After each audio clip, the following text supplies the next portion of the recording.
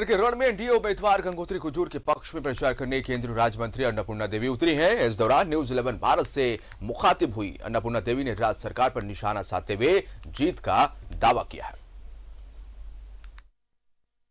विधानसभा का उपचुनाव हो रहा है और बीजेपी के तमाम छोटे बड़े नेता लगे हुए हैं चुनाव में। हमारे साथ हैं अन्नपूर्णा जी, जिन्होंने कई जगहों पर चुनावी सभा को संबोधित किया है। उनसे जानेंगे क्या लग रहा है आपको। देखिए, इस उपचुनाव में जनता मन बना चुकी है। कई गांव का अभी दौरा किए और लोग इस चीज को महसूस कर रहे हैं कि उपचुनाव हो क्यों रहा है। भ्रष्टाचार के खिलाफ लोग कमर कस लिए हैं और भारतीय जनता पार्टी, लोग ये महसूस करते हैं कि भारतीय जनता पार्टी ही है कि हर लोगों का साथ और विकास की बात करने वाली है और सहयोग भी करने वाली है।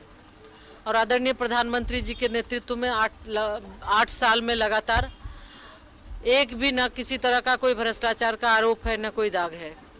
पिछले सरकार में नित्य दिन यूपीए के समय में आपने देखा, कभी 2G, कभी 3G, कभी स्पेक्ट्रम, कभी कोलगेट, न जाने कितने तरह के। तो इस चीज़ को आम जनता देख रही है और गांव के लोग भारतीय जनता पार्टी के प्रति विश्वास जताते हुए, जो भारतीय जनता पार्टी की उम्मीदवार है गंगोत्री कुजूर जी के पक्ष में 23 तारीख को मतदान कर रहे हैं। लगातार ये लगभग 2.5 साल हो गया और लोगों के बीच में माने इश्यूज की कमी नहीं है। लोग ये देख रहे हैं कि जो सरकार बनी, सरकार बनने के समय युवाओं को नौकरी देंगे, युवाओं को पैसा देंगे, प्रधानमंत्री आवास योजना में और पैसा उसमें बढ़ाकर हम देंगे, तरह तरह का वादा इनके द्वारा किया गया। बेरोजगारी भत्ता देंगे, एक भी वादा आज तक पूरा नहीं हुआ।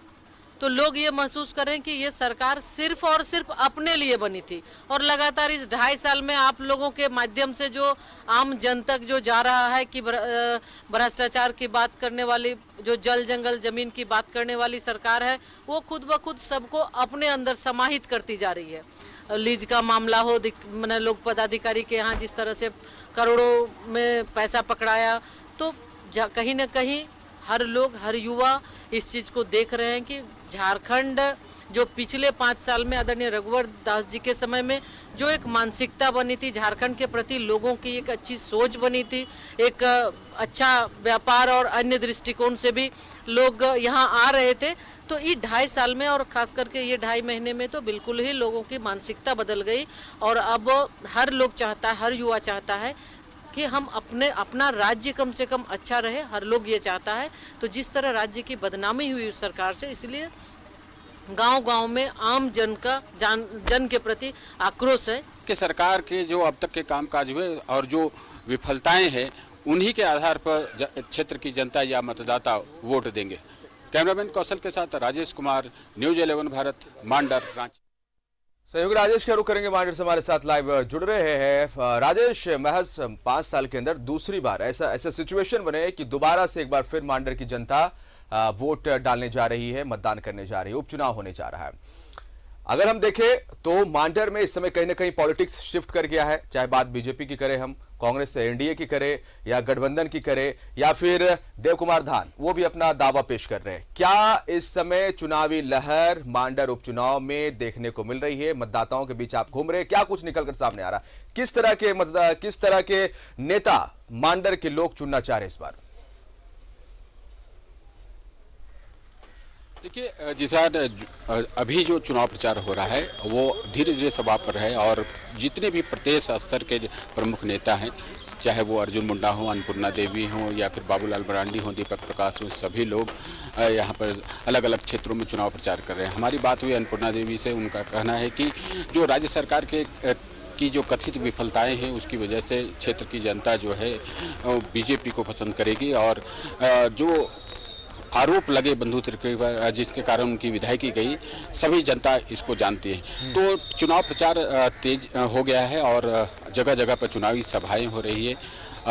कांग्रेस के भी लोग लगे हुए हैं। आलमगीर आलम जी का कार्यक्रम कई स्थानों पर हुआ है और हो रहा है। इसके अलावा बन्ना गुप्ता भी क्षेत्र में लगे हुए, सभी को अपना अपना क्षेत्र निर्धारित किया गया है और वे लोग चुनाव प्रचार में हैं। क्षेत्र की जनता की बात करें तो जनता में एक बात तो जो बहुत कॉमन है वह यह है कि सभी लोग वोट करने के लिए उत्साहित हैं। हाँ, ये जरूर मानते हैं कि ये बेवजह का एक उपचुनाव हो रहा है, क्योंकि चुनाव ऐसी स्थिति में हो रहा है चूँकि आधा समय ही बीता है और बंधु तिर्की जो यहाँ के विधायक थे उनकी सदस्यता चली गई कोर्ट की सज़ा की वजह से, तो लोग इस बात को जरूर मानते हैं। लेकिन इतना कॉमन है कि वो लोग वोट करेंगे और अच्छी खासी संख्या में मतदाता इस बार मतदान केंद्रों पर पहुँचेंगे।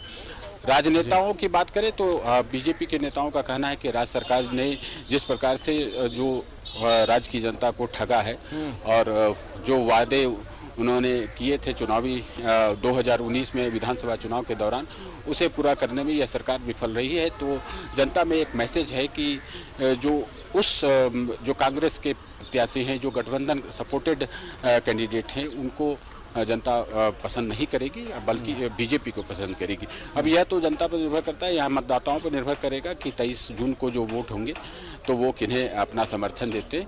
लेकिन पूरे क्षेत्र में मैं कई स्थानों पर गया, मांडर हो, चहचान हो या फिनारो हो या पत्थरकुल्ली हो, इन सब जगहों पर मैं गया था। तो वहाँ पर लोगों में ये विचार जरूर है कि वो वोट करेंगे और किन्हें देंगे ये वो तय करेंगे, क्योंकि गुप्त मतदान होता है। लेकिन उनकी एक बात जरूर है कि जो क्षेत्र का विकास करेगा, भले ही अब जो भी चुना जाएगा वो 2.5 साल ही उसके पास समय रहेगा, लेकिन उनसे ये अपेक्षा जरूर होगी कि वो क्षेत्र का विकास करे, जो समस्याएं इस क्षेत्र में है उसका दूर करे। मैं अभी यहाँ पर हूँ बेड़ो में, जहाँ पर अर्जुन मुंडा केंद्रीय मंत्री यहाँ पर आए हुए हैं। 2-3 सभाओं को उन्होंने संबोधित किया है, उसके बाद यहाँ पर थोड़ा विश्राम कर रहे हैं, उसके बाद अन्य सभाओं को संबोधित करने के लिए निकलेंगे। बाबूलाल मरांडी की भी सभा है, इसके अलावा दीपक प्रकाश भी लगे हुए हैं, कई विधायक भी चुनाव प्रचार में अलग अलग क्षेत्रों में लगे हुए हैं।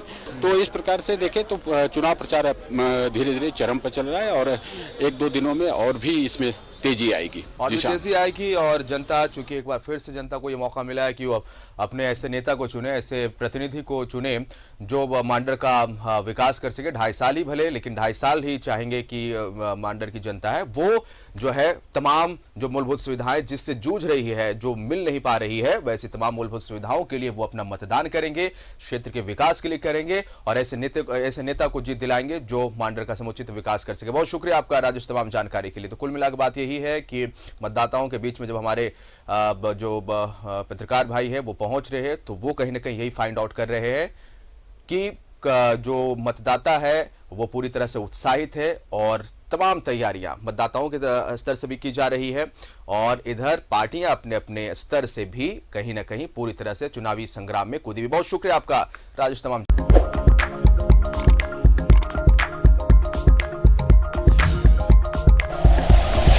Like and share videos, subscribe करें हमारा चैनल और प्रेस करें बेल आइकॉन। न्यूज़ 11 भारत, सच है तो दिखेगा।